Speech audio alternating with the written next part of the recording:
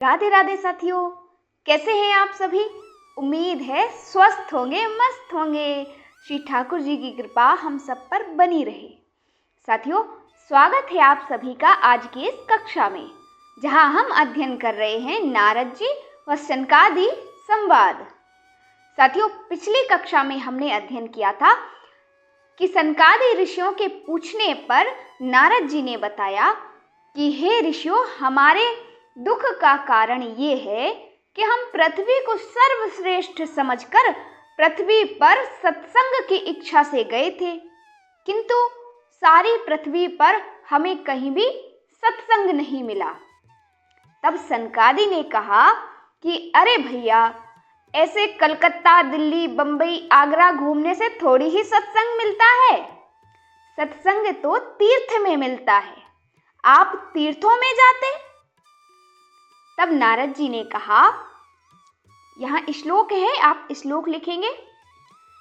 पुष्करम च प्रयागम च काशीम गोदावरीम तथा हरिक्षेत्रम कुरुक्षेत्रम श्रीरंगम सेतुबंधनम एवमादिषु तीर्थेषु भ्रममाण इतस्ततः।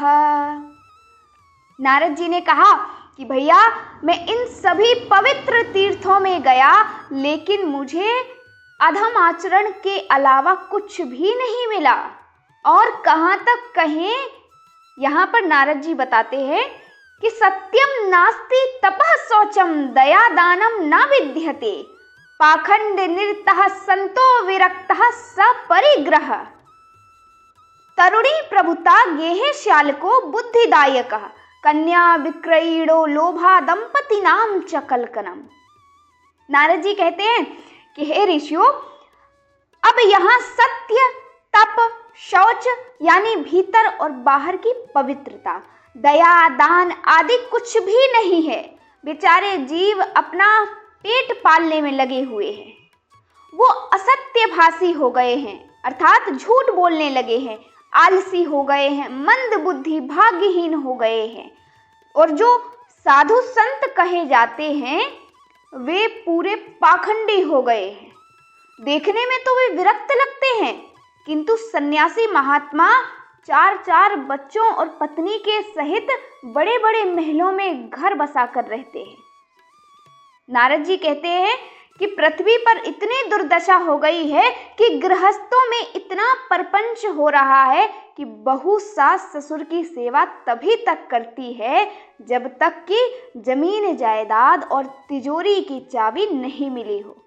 ज्यों ही भैया सारा माल पानी हाथ लगा, सोई पति देव से कहने लगी कि हम आपके लिए अपने माता पिता, भाई, बंधु, सखा सबको छोड़कर आए हैं, तो अब आप भी अपने माता पिता की छुट्टी कर दो।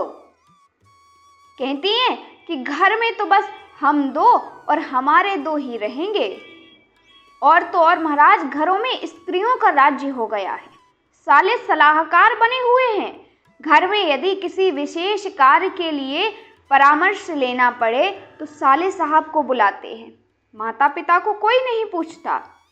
लोभ से लोग अपनी कन्याओं को बेचने लगे हैं। दाम्पत्य जीवन में दिन रात महासंग्राम मचा हुआ है। ये सब देखकर नारद जी ने सोचा कि भैया, धरती पर आए थे भजन शांति के लिए, पर हमारे चित्त में तो क्रांति मच गई। कलयुग के इस घोर प्रभाव को देखते हुए हमने सोचा कि चलो सब छोड़ छाड़ कर वृंदावन में राधे राधे करेंगे। इसलिए हम वृंदावन में आ गए, श्रीधाम वृंदावन में आ गए। ऐसा नारद जी ने कहा सनकादि ऋषियों से। साथियों, यहाँ नारद जी अपनी दुख और चिंता का कारण बता रहे हैं सनकादि ऋषियों को। तो साथियों, आज के लिए इतना ही। आगे की कथा क्या है, यदि आपको पता है तो आप लोग हमें कमेंट में अवश्य बताइए। तब तक के लिए आप सभी लोग अपना ध्यान रखिए, और अगर वीडियो अच्छी लगी हो तो वीडियो को लाइक करना मत भूलिए, चैनल को सब्सक्राइब कर लीजिए और सुंदर से नोट्स बनाइए, रिवीजन कीजिए। जो भी आपका डाउट है, जो आपको समझ में नहीं आता है, तो वो आप हमसे बेझिझक पूछ सकते हैं। तो चलिए साथियों, मिलते हैं आपसे नेक्स्ट वीडियो में। तब तक के लिए आप सभी लोग अपना ध्यान रखिए। श्री ठाकुर जी हम सभी पर अपनी कृपा बनाए रखें, ऐसी प्रार्थना के साथ चलते हैं। आप सभी को राधे राधे।